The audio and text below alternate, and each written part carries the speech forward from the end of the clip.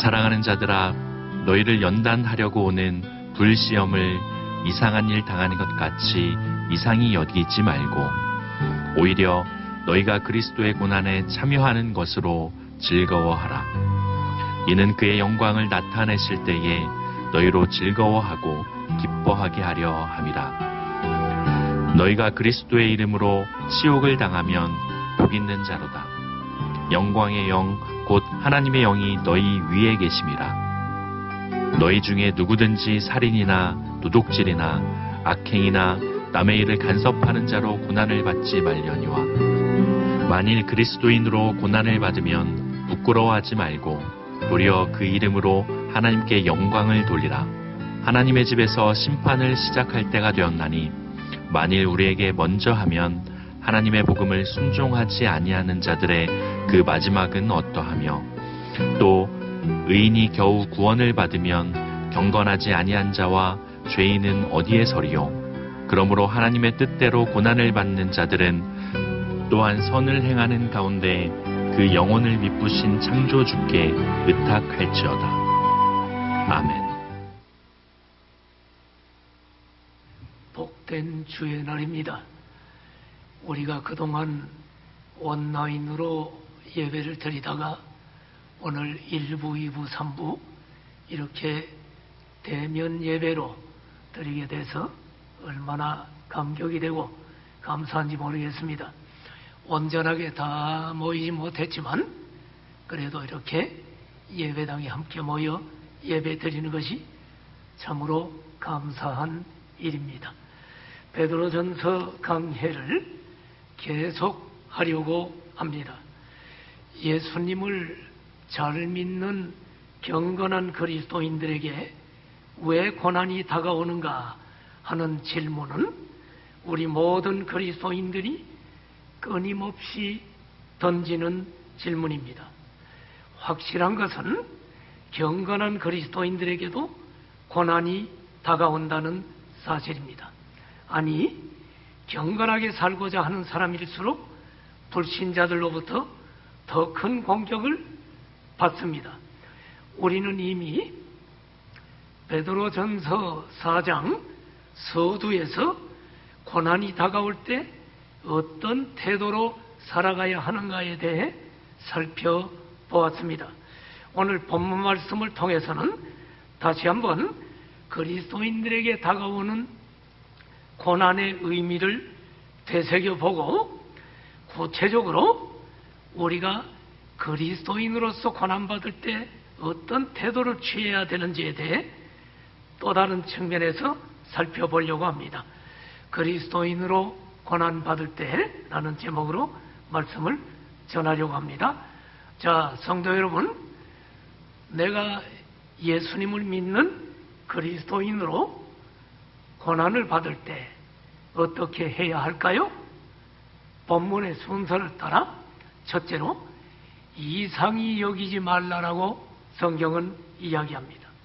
베드로전서 4장 12절을 보면 사랑하는 자들아 너희를 연단하려고 오는 불시험을 이상히 여기지 말아라. 그리스도인들에게 다가오는 고난, 시험은 이상한 일이 아니라 정상적이고 당연하다는 말씀입니다. 성경은 경건하게 살고자 하는 자는 핍박이 있다라고 말씀합니다.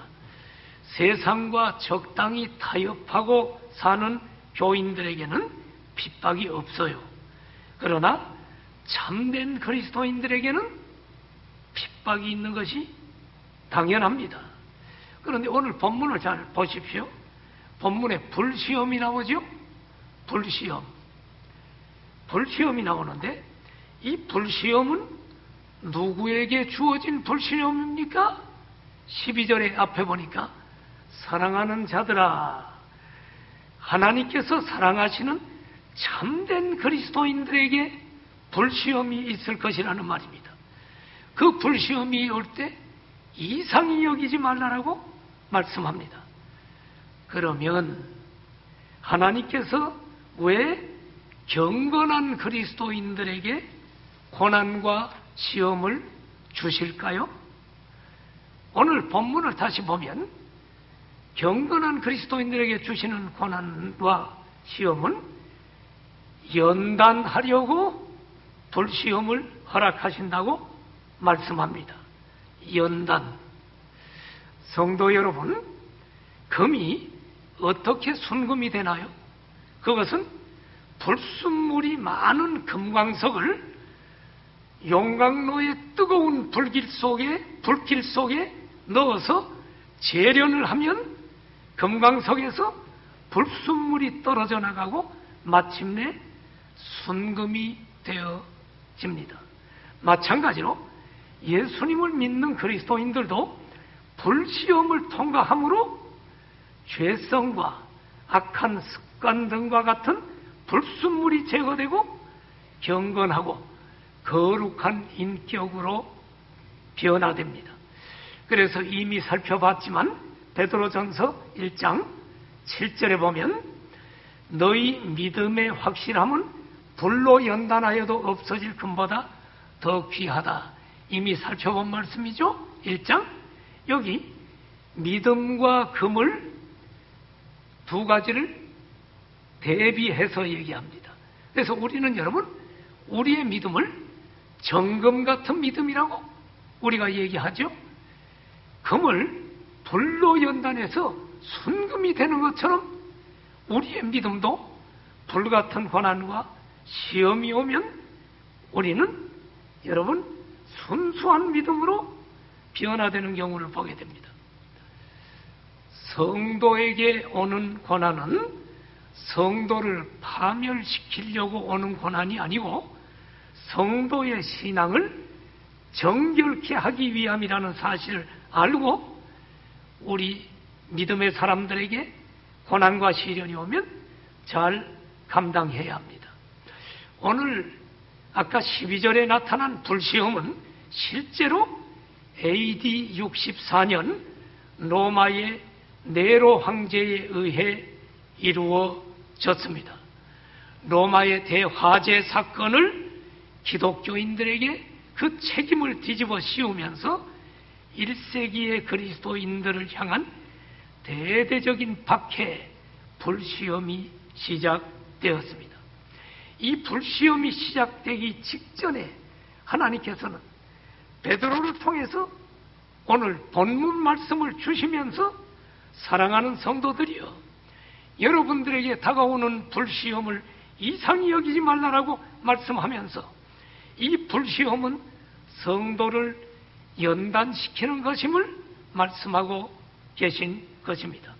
그렇습니다, 여러분. 고난과 불시험의 시간은 순금과 불순물을 구별하는 시간입니다. 알곡과 쭉정이를 구별하는 시간입니다.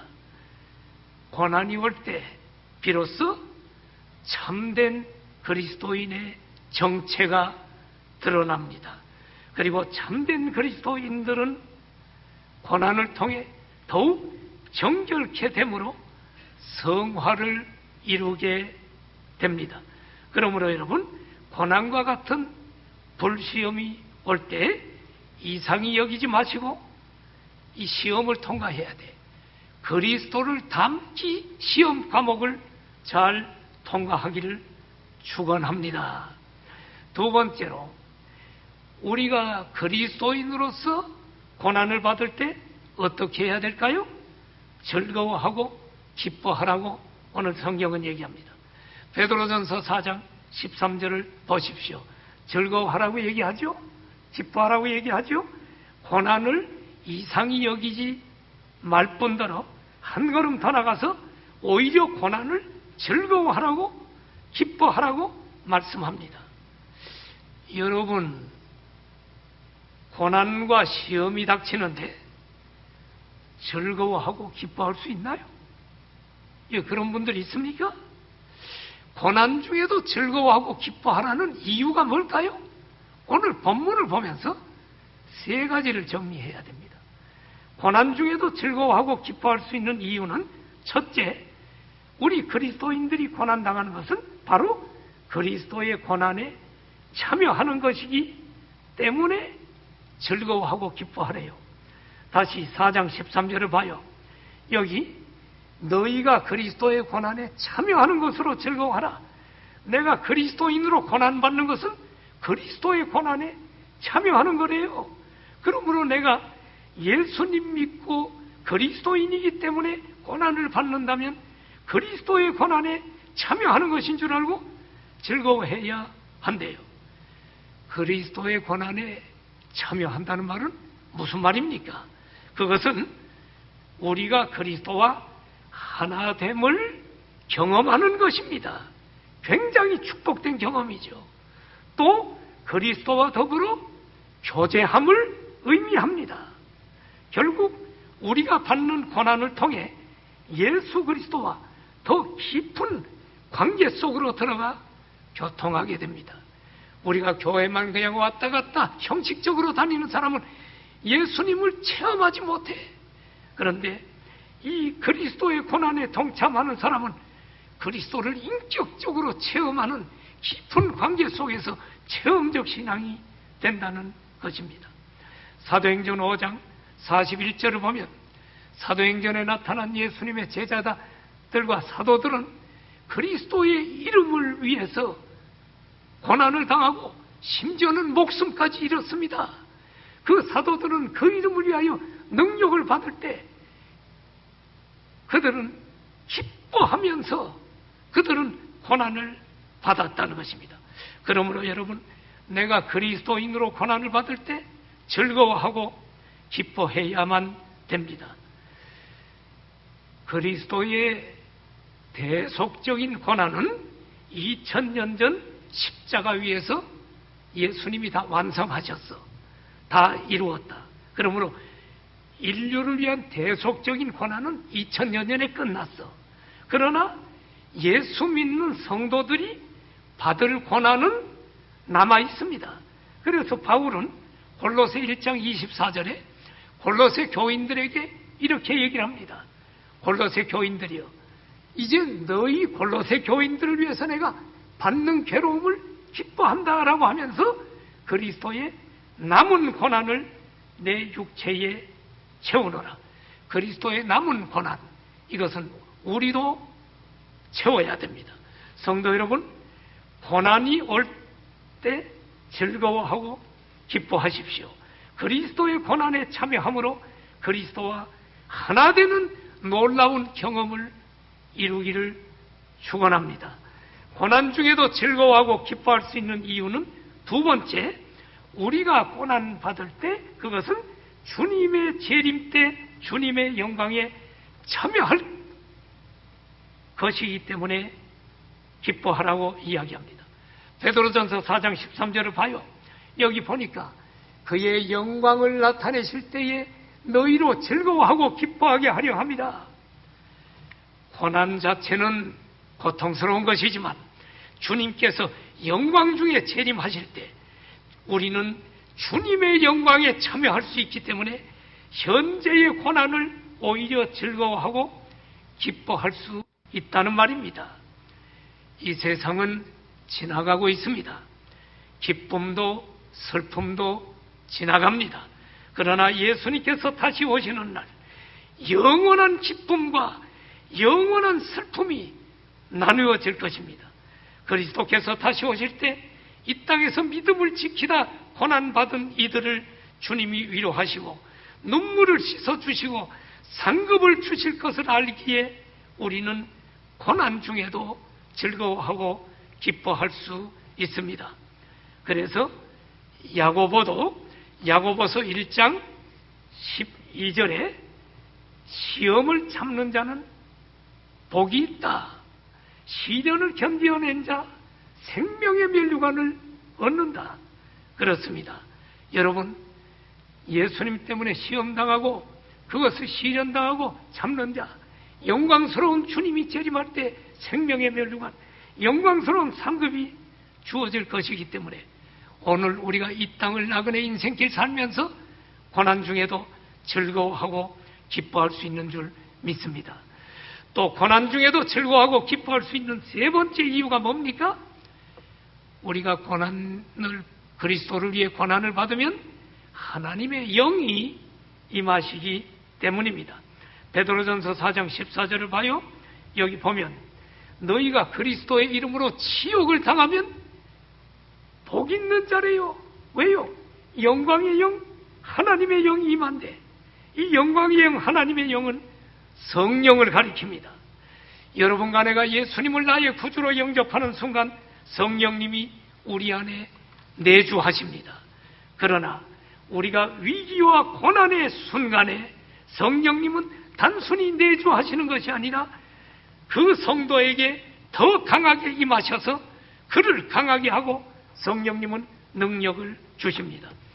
성도는 고난을 통해 성령의 임재를 더욱 강력하게 경험할 수 있게 되므로 고난 중에도 즐거워하고 기뻐할 수 있습니다.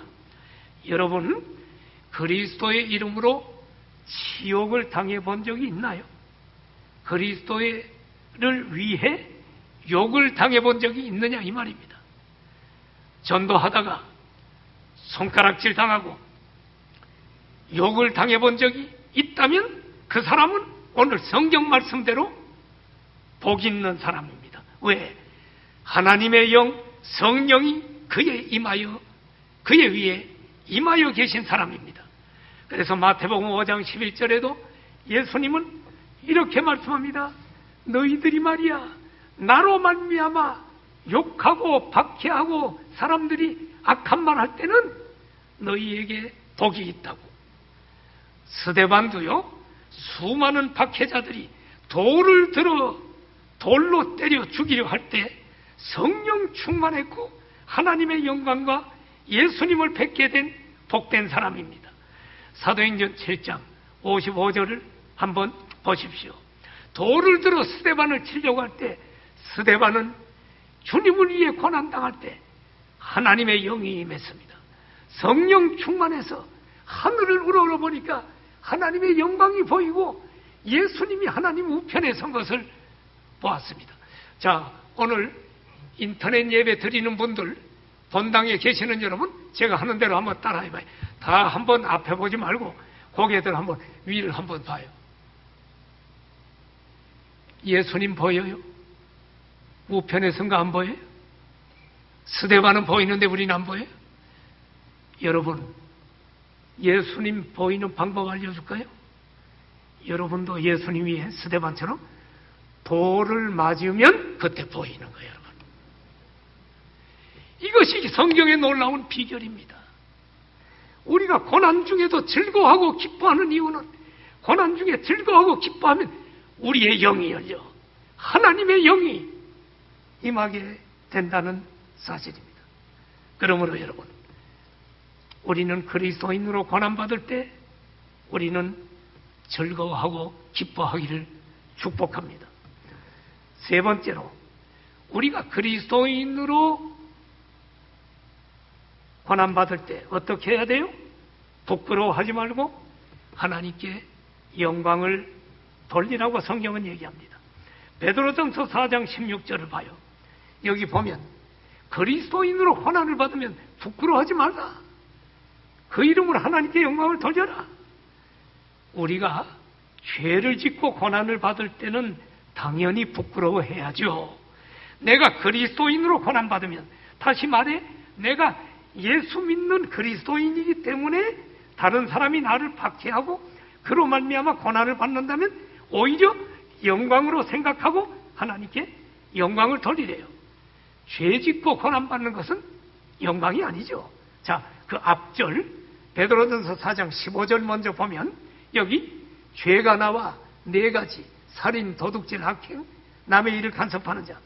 여기 살인, 도둑질은 십계명에 금하고 있는 죄악이요. 이런 죄 지으면 당연히 죄의 대가를 받는 게 맞지요. 악행, 악한 일을 행해도 그 대가를 치르는 게 당연합니다. 그런데 여기 네 번째가 나오네. 좀 독특하네요. 남의 일을 간섭하는 자도 고난을 받는다네. 남의 일을 간섭하는 자. 여러분, 남의 일 간섭하지 마세요.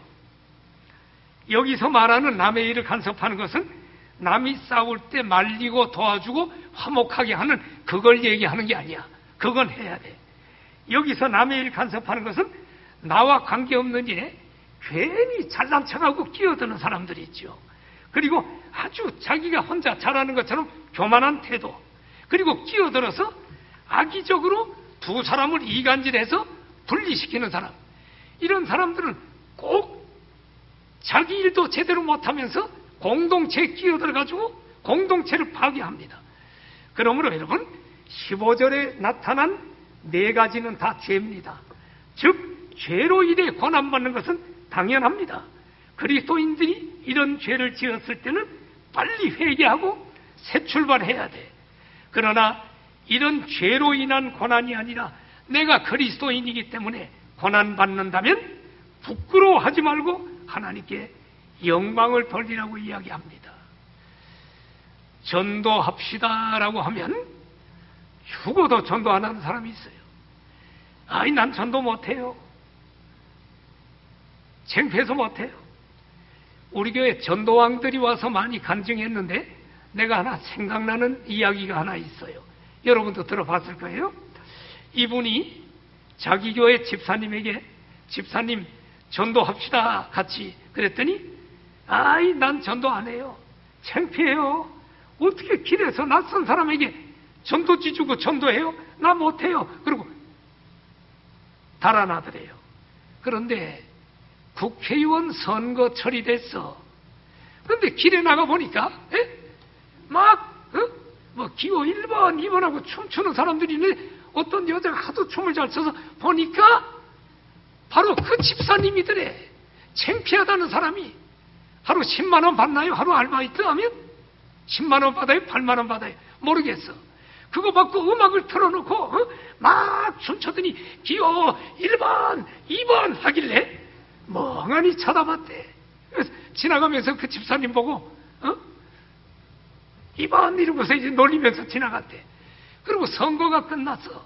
그래서 교회에서 만난 거야. 그래서 이 전도자가 그 집사님 만날 때마다 뭐라고 인사하는 줄 압니까? 집사님 기호 2번, 1번 이렇게 인사하니까 고개를 숙이더래.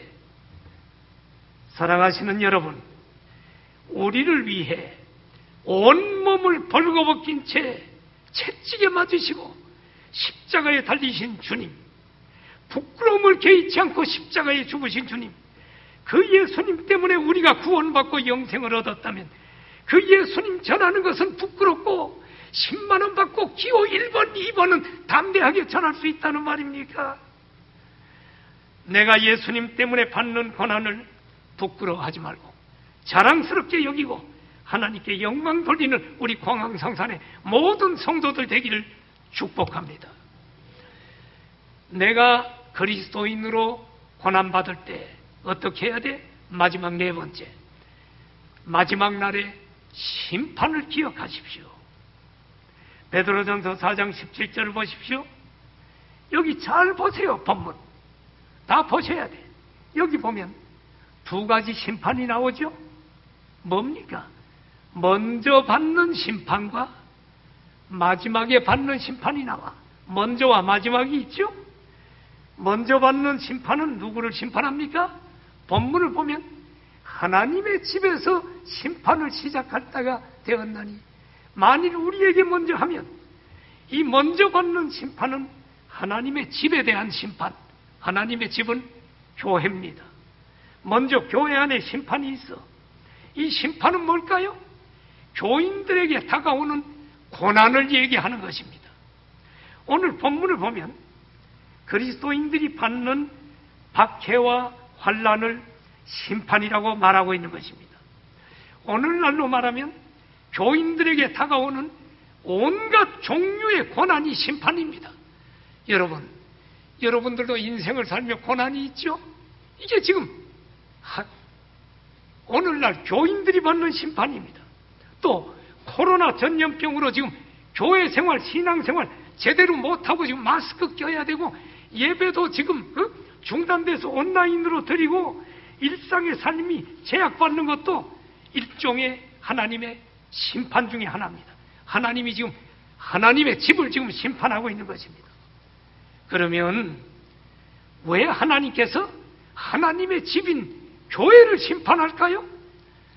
두 가지 목적을 생각해 볼 수 있습니다. 하나님의 집을 심판하는 목적은 두 가지 목적을 생각할 수 있는데, 왜 심판하느냐? 첫째는 참된 성도들과 거짓된 교인들을 구별하기 위함입니다. 자, 고난이 다가오면 참된 성도와 거짓된 교인들이 구별됩니다. 농부가 추수를 마치고, 여러분, 키를 가지고, 농부들이 그 키 알죠? 이렇게 대가지고 들고서 거기다가 탁탁탁 이렇게 하는 키를 흔들면 쭉정이는 밖으로 나가 바람에 날아가고 알곡만 농부 쪽으로 안으로 남아. 마찬가지로 고난이 환난의 바람이 불면 쭉정이 같은 교인들은 고난이 오면 하나님을 떠나. 그러나 참된 성도들은 고난이 오면 더 하나님 앞에 가까이 나와 하나님 도와달라고 기도해요. 한번 물어볼까요? 교회 다니는 기독교인들, 다음 주부터 교회 가면 세금 2배로 내도록 하겠다고 만일에 정부가 강제로 국회에서 법을 통과시켰다. 그러면 여러분은 예수님을 포기하고 안 나오겠습니까? 세금을 2배로 내더라도 예수님을 포기하지 않고 믿겠습니까? 2배로 내도 나는 예수님을 붙들겠습니다 하는 사람만 손 들어봐요. 네. 일부에 한 7명 있다가 나중에 다 손 들었는데, 사진 찍어놨는데, 2부는 거의 다 손 들었는데 3부는 한 3분의 2 손 드네요. 나는 세금 2배 낼 수 없어. 그냥 지옥 가겠어. 이것이 쭉정입니다. 자, 여러분, 교회 다니면 직장 해고, 기독교인들은 직장 못 다녀. 그러면 여러분은 어떻게 하겠습니까? 하나님이 왜 여러분 하나님의 집에 고난을 주고 심판합니까? 알곡과 쭉정이를 구별하려는 목적입니다. 자, 하나님의 집을 심판하는 두 번째 목적은 이제 알곡인 참된 성도들을 연단하여 정결케 하기 위함입니다. 구원받은 참된 성도들도 고난이 옵니다. 고난이 오면 어떻게 해요? 자신 속에 있는 죄성과 불순물을 깨닫고 참된 성도들은 회개하고 더욱 정결케 됩니다. 이것을 신학적으로 성화, sanctification이라고 합니다. 구원받은 성도들에게 오는 고난은 형벌을 위한 진노의 심판이 아니고 사랑하는 자를 징계하고 훈련하고 연단하는 심판입니다. 히브리서 12장 6절을 보십시오. 여러분, 주님은 사랑하시는 자를 징계하고 채찍질하지요? 여러분, 그래서 하나님의 집 참된 성도들에게도 고난이 온다는 사실을 잊지 말아야 돼요. 그 다음 7절을 보세요. 히브리서 12장 7절에 보면 아버지가 징계하지 않는 아들이 있느냐? 여러분, 정상적인 아버지는 자기 자식이 잘못되길 원하는 사람이 없어. 자기 자식이 죄짓고 도둑질하면 이놈 훌륭하게 되라고 종아리 걷으라 그래서 징계하고 합니다. 이것은 징계하는 것은 여러분 그를 사랑하기 때문에 그를 훈련하고 그를 연단하는 것입니다. 그 다음 8절을 봐요. 히브리서 12장 8절을 보면 징계는 다 받는 것이거늘 징계가 없으면 사생자요 친아들이 아니다.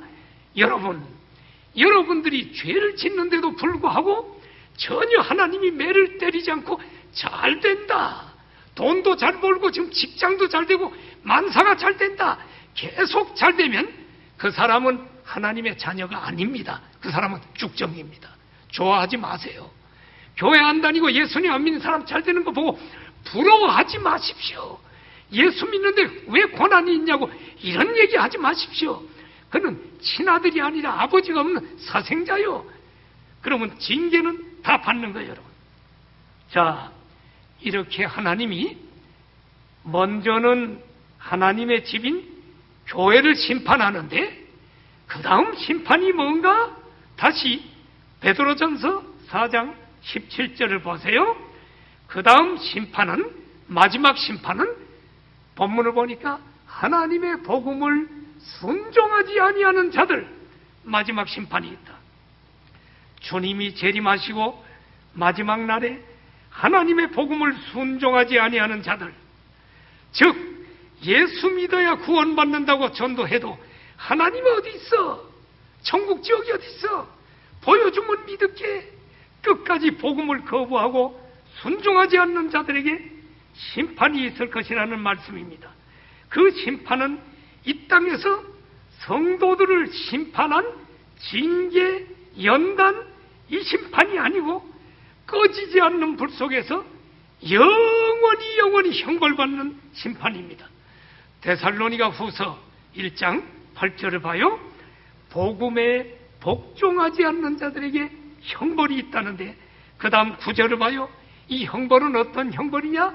잠시 받는 형벌이 아니라 영원한 지옥의 멸망의 형벌, 영원한 형벌인데, 이 지옥은 마가복음 9장 48절에 보니까 거기는 구더기도 죽지 않고 영원히 불타고 불이 꺼지지 않는 영원한 지옥 형벌을 이야기합니다. 자, 정리합시다. 성도들의 심판은 사랑과 징계와 연단을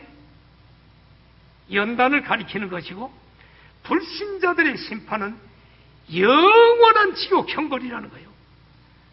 자, 베드로전서 4장 18절 한번 봐요. 의인은 예수 믿는 여러분과 나야. 우리 의인이 겨우 구원을 받으면 경건하지 아니한 죄인은 어디에 설 수 있냐는 말이요. 의인인 신자들도 이 세상에서 하나님의 심판인 징계의 고난을 통과하고 겨우 구원을 받는다면 불신자인 죄인들의 심판은 어떻겠느냐 이 말이에요. 하물며 그리스도인들을 박해한 자들의 심판은 상상할 수 없는 무서운 심판이 될 것이라는 말씀입니다. 여러분이 아시는가 모르겠는데 부산의 어느 교회가 교회 강제 폐쇄 명령을 받았어. 코로나가 나와서 폐쇄 명령 받은 게 아니에요. 그 교회는 행정당국이 자꾸 예배를 큰 교회 모이지 말고 하라고 하니까 철저하게 거리두기 하고 방역하고 코로나가 하나도 발생되지 않았는데 자꾸 예배를 하라 말라 하니까 이 목사님이 정교 분리의 원칙에 의해서 종교는 자유가 있는데 한두 번 하지 말라는 것도 아니고 교회를 이래라 저래라 하나님의 교회를 간섭하는 것은 부당하다고 법원에다가 신청을 했어요. 정교 분리의 원칙에 의해서 또 형평의 원칙에 의해서 교회당이 그냥 굉장히 큰데도 불구하고 20명만 나와서 준비하라고 하니까 이걸 언제까지 이걸 하나님 명령을 거역하고 이렇게 해서 성도들 영적으로 죽으면 되느냐 해서 교회 예배를 한 건도 그 큰 교회가 코로나가 발생되지 않아서 방역을 철저히 하고 띄엄띄엄 앉아가지고 예배를 드렸더니 부산시에서 교회 폐쇄 명령을 내렸어요. 그래서 얼마 전에 폐쇄인데 언제까지 폐쇄냐? 영구 폐쇄 명령을 내렸어. 성도들에게 목사님이 선포를 했어. 여러분, 우리가 교회 폐쇄 명령을 내려서 본당에는 들어가지 못합니다. 이제 예배는 중단될 수 없습니다. 초대교회 성도들이 땅속 카타콤에서도 예배를 드린 것처럼 예배는 드려야 되니까 기저질환자나 몸이 연약한 사람은 인터넷으로 드리시고 그렇지 않은 분들은 다 교회 마당에 뚝뚝 떨어져 앉아서 주일 예배, 새벽 예배는 드리는데 지난주부터 얼마나 추웠어요? 옷을 몇 겹 끼어 입고 바깥에서 예배 드리니까 따뜻하게 무장하고 예배를 드리십시오 해서 새벽 예배를 드리고 주일 예배를 드렸어요. 그런데 이번 주에 예배를 이렇게 드릴 수 있도록 지금 행정당국이 해서 우리가 지금 대면 예배 드리죠. 그런데 그 교회는 영구 폐쇄가 됐는데 아마 서울시가 회의를 한 모양입니다. 이렇게 해서는 안 되겠다 회의를 해서 폐쇄를 해제했어요. 그래서 지금 교회당에 들어와서 방역 철저히 하고 뚝뚝 떨어져 앉아서 이제 예배를 드리는데 네티즌들 중에 악성 댓글을 달는 엔티 크리스찬들이 뭐라고 막 올렸느냐? 그 교회 영구 폐쇄시켜라. 폐쇄한 지 얼마 되었다고 벌써 해지하냐? 뼈저리게 반성할 때까지 폐쇄하라. 막 이런 게 올라가고 그냥 예배하면 헬기로 그 교회 폭격해가지고 없애버리고 거기다가 학교 몇 개 더 지면 안 되겠느냐? 그리고 어떤 사람은 그 교회 사형시켜. 또 어떤 사람은 말도 더럽게 안 들어먹는 악마 목사 그 뒤에 똘마니들 왜 풀어주는 거야? 그리고 어떤 사람은 교회는 인류의 적. 이분들 교회를 이렇게 함부로 얘기를 하는데 베드로 전서대로 얘기를 하면 이분들 미워하지 말라고 얘기합니다. 기독교를 박해하는 자를 위해서 기도하고 사랑하라고 얘기합니다. 그러므로 우리도 그들이 몰라서 그러니까 그들을 사랑하고 기도해 줘야죠. 그런데 만일에 이 사람들이 교회를 향해 그런 악성 댓글을 달고 끝까지 돌아오지 않으면 오늘 네 번째 말씀처럼 마지막 무서운 심판을 피할 수가 없다는 사실입니다. 자, 성도 여러분, 오늘 그리스도인으로 고난을 받을 때라는 제목으로 말씀을 전했는데 예수님을 믿으면서 고난 속에 있는 성도들이 계십니까? 어떻게 해야 될까요? 결론입니다. 결론. 오늘 고난 속에 있다면 결론은 마지막 19절인데 두 가지가 나옵니다. 첫째, 선을 행하며 살라라고 얘기합니다. 베드로전서 4장 19절을 봐요. 그러므로라는 말이 나오죠. 그러면서 선을 행하란 말이 나오죠. 그러므로라는 말이 무슨 말입니까? 지금 오늘 4장 12절부터 지금 쭉 들었죠. 여러분이 12절부터 다 들었으므로 이제는 선을 행하며 살래. 그럼 12절부터 들은 게 뭔가 한번 정리해 볼까요? 네 가지 얘기를 했어. 첫째는 고난은 성도를 정결하게 하려는 하나님의 연단이므로 이상히 여기지 말아라. 두 번째, 오히려 고난이 오면 즐거워하고 기뻐해라. 세 번째, 고난을 부끄러워하지 말고 하나님께 영광을 돌려라. 네 번째, 마지막 심판 때 불신자 박해자들은 모두 무서운 형벌을 받는다. 이것을 다 여러분 들었으므로 이게 그러므로입니다. 이걸 다 들었으므로 그러므로 이제 결론적으로 우리는 어떻게 사느냐? 막 살지 말고 박해자들에게 복수하지 말고 우리 그리스도인은 끝까지 선을 행하며 살라는 것입니다. 성도 여러분, 우리는 선을 행하며 살아야 될 줄 믿습니다. 왜? 하나님이 다 마지막 날 심판 때 심판하기 위해서 우리를 보고 계신다는 사실을 믿기 때문입니다. 자, 결론, 선을 행하며 살아라. 결론 두 번째, 영혼을 미쁘신 창조주께 의탁하라. 다시 베드로전서 4장 19절을 보십시오. 여기 보니까 하나님의 뜻대로 고난받는 자들은 영혼을 미쁘신 창조주께 의탁하라. 자, 본문을 다시 봐요. 하나님의 뜻대로 고난받는 자들이 나오죠. 이걸 보고 뭘 깨달습니까? 아하! 하나님의 택함받는 자들에게 다가오는 고난은 우연이 아니구나. 하나님의 뜻 가운데 계획 속에 이루어진 거구나. 허락 속에 이루어진 것이구나. 이게 바로 하나님의 뜻대로야. 그러므로 고난이 오면 하나님의 뜻이 뭔가를 봐야 돼. 코로나도 지금 하나님의 뜻이 뭔가 봐야 돼. 그러므로 여러분, 하나님의 뜻대로 고난받는 자는 창조주께 의탁하라. 어떠한 고난과 박해가 와도 죽음을 두려워하지 말고 우리를 창조하시고 우주 만물의 주인이신 신실하신 창조주 하나님께 전적으로 다 맡기라는 말입니다. 순교의 각오로 내 영혼을 맡기고 죽으면 죽으리라고 맡기라는 거요.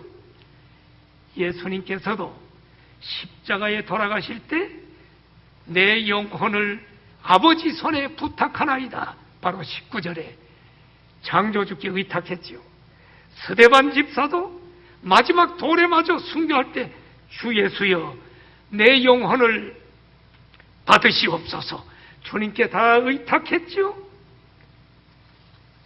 불같은 시험과 박해를 목전에 둔 1세기의 그리스도인들은 하나님의 약속의 말씀을 붙들고 순교할 수가 있었습니다. 사도 요한의 제자이자 서머나 교회의 감독이었던 폴리갑 감독, 그의 순교의 이야기는 우리에게 잘 알려져 있고 감동을 줍니다.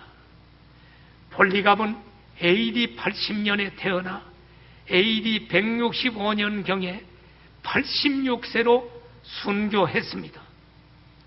로마 총독이 폴리갑을 잡아서 이렇게 말합니다. 내 앞에서 예수님을 부인하고 로마 황제에게 충성을 맹세하면 너를 살려주겠다. 그때 폴리갑 감독은 이렇게 말합니다. 지난 86년 동안 나는 예수님을 섬겼소.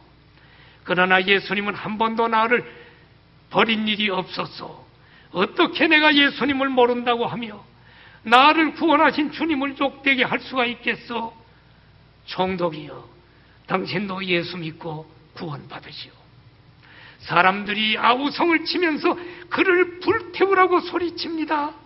총독은 하는 수 없이 폴리갑을 벌거벗겨서 산같이 쌓아놓은 장작 더미 위에 집어던지면서 나무에 불을 질렀습니다. 폴리갑은 활활 타는 불 속에서 기도했습니다.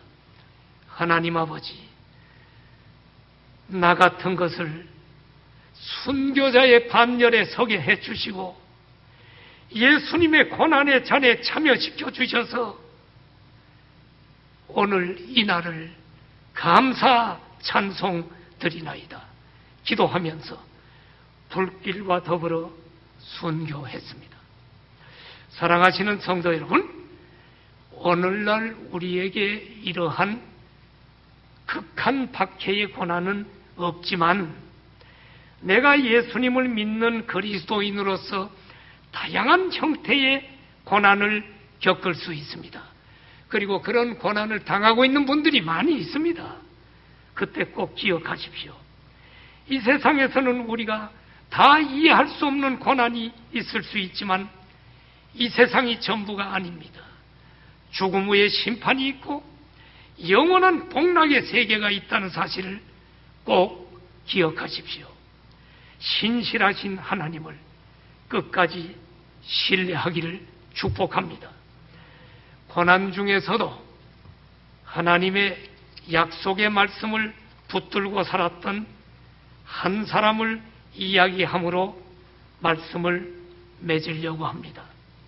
그 사람은 스웨덴의 니나 샌델이라고 하는 여인입니다. 니나 샌델의 아버지는 경건한 목사님입니다. 니나 샌델은 아버지를 너무너무 사랑하고 존경하고 심지어는 아버지를 우상처럼 여겼습니다. 딸은 몸이 약해서 야외에 나가서 친구들과 어울리기보다 아버지의 사제에서 아버지와 함께 있는 것을 더 좋아했습니다. 니나 샌델이 12살일 때 그는 놀라운 경험을 합니다. 그가 어렸을 때 몸에 마비 증세가 있었는데 이 마비 증세가 완전히 회복되는 것은 불가능하다고 했어요. 그런데 12살 때 그는 하나님께 기도하는데 기적적으로 온몸이 마비가 풀리고 건강해졌어. 그리고 그는 하나님 앞에 감사해서 찬송시를 썼어요. 그런 니나 샌델이 27살이 되던 해 그녀는 아버지와 함께 예테볼이라는 지역으로 보트 여행을 떠났습니다. 사랑하는 아버지와 함께하는 여행이 너무너무 즐거웠습니다. 그러나 여행이 끝나기도 전에 그녀에게는 큰 비극이 찾아왔습니다. 그들이 탔던 보트가 갑자기 휘청거리기 시작했고 그녀의 아버지는 그 배에서 추락해서 물에 빠져 익사하고 말았습니다. 아버지가 물에 빠져 익사할 때 구조 방법이 없습니다. 어떻게 건져내야 될지를 방법이 없이 속수무책으로 이 딸이 보는 앞에서 추락해서 물에 빠진 아버지를 보고만 있어야 했습니다. 그녀가 그토록 사랑하고 소중히 여기고 우상화했던 아버지가 딸이 보는 눈앞에서 속수무책으로 떠나간 것입니다. 이 딸은 충격을 받았습니다. 큰 시리에 빠지고 우울증에 빠져서 긴 시간을 헤어나오지 못하고 있었습니다. 그러다가 그녀는 하나님의 말씀과 기도를 통해 마음의 상처가 치유되고 그 치유된 마음에서 찬송시가 흘러나왔습니다.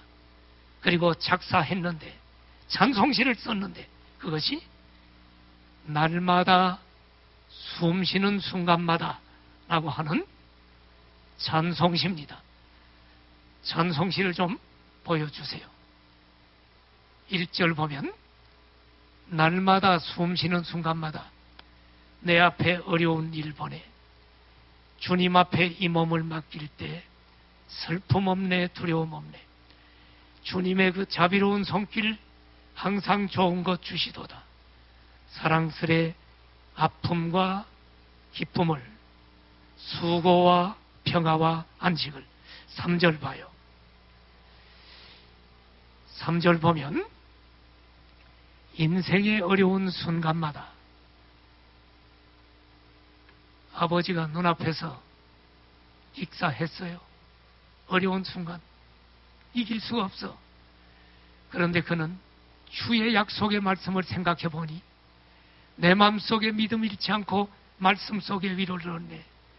주님의 도우심을 바라보며 모든 어려움이 이기도다. 흘러가는 순간순간마다 주님 약속 새겨봅니다. 저는 이 찬송을 수십 년 전에 젊었을 때 많이 불렀어요. 제 인생의 고난의 시절에. 근데 요즘은 찬양단들이 부르는 걸 내가 한 번도 못 봐요. 그래서 요즘들은 잘 모르는 것 같아. 얼마나 힘들 때마다 이 찬송을 불렀는데 제가 이 찬송이 좀 목소리가 나올지 모르겠네요.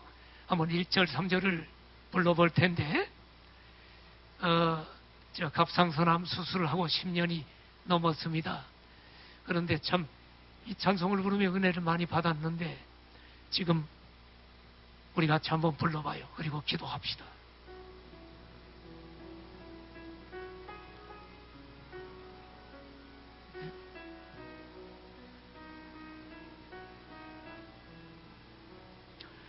날마다 숨쉬는 순간마다 내 앞에 어려운 일 보내 주님 앞에 앞에 이 몸을 맡길 때 슬픔 없네, 두려움 없네. 주님의 그 자비로운 손길 항상 좋은 것 주시도다. 사랑스레 아픔과 기쁨을 수고와 평화와 안식을 인생의 어려운 순간마다 인생의 어려운 순간마다 주의 약속 생각해보네. 내 맘속에 믿음 잃지 않고 말씀 속에 위로를 얻네. 주님의 도우심 바라보며 모든 어려움 이기도다. 흘러가는 순간순간마다 주님 약속 새겨봅니다. 우리 다 눈 감고 기도할래요? 함께 기도합시다. 사랑하시는 성도 여러분, 우리 성도들도 고난 속에 있는 성도들이 많은 것을 압니다. 제가 새벽마다 기도합니다. 여러분, 인생의 어려운 순간을 맞고 있는 분이 있나요? 너무너무 인생이 힘들고 내가 예수님을 믿지만 고난 속에 눈물 흘리고 있는 분이 있나요? 주님의 약속의 말씀을 붙드십시오. 아멘. 베드로 전서를 썼을 당시에 1세기 그리스도인들은 우리와 비교할 수 없는 목숨을 내거는 순교의 정신으로 고난에 직면해 있을 때 주님은 약속의 말씀 주셔서 지금 당하는 고난은, 하나님의 집에 향한 고난은 우리를 연단하는 거야. 그러나 마지막에 믿지 않는 자들에게, 박해자들에게 영원한 형벌의 고난이 있어 오늘의 고난을 이겨나가 주의 약속의 말씀을 붙들고 기독교 2000년 역사에 수많은 사람들이 순교할 수 있었다면 오늘 우리의 고난 앞에 약속 붙들고 우리도 승리해야 되지 않겠습니까? 함께 기도합시다. 하나님, 우리가 우리에게 고난이 있지만 주의 약속의 말씀을 붙들고 승리하길 원합니다. 우리 성도들을 붙잡아 주시옵소서. 눈물 흘리며 고통당하는 성도들, 물질에 고통당하는 성도들, 질병으로 고통당하는 성도들, 가정의 문제로 고통당하는 성도들, 형형석색에 고통당하는 성도들, 하나님 아버지, 우리가 믿음 잃지 않고 말씀 속에 위로를 얻게 하시고 주님의 도움 바라보며 어려움을 이기게 하시고 주님의 약속을 붙들고 승리하게 하옵소서. 하나님, 고난 속에 있는 성도들 붙잡으시고 우리가 고난이 와도 이 세상이 다가 아니라는 사실 깨닫고 주님 약속 붙들고 넉넉히 이기게 하옵소서. 아멘. 예수님의 이름으로 기도드립니다. 아멘.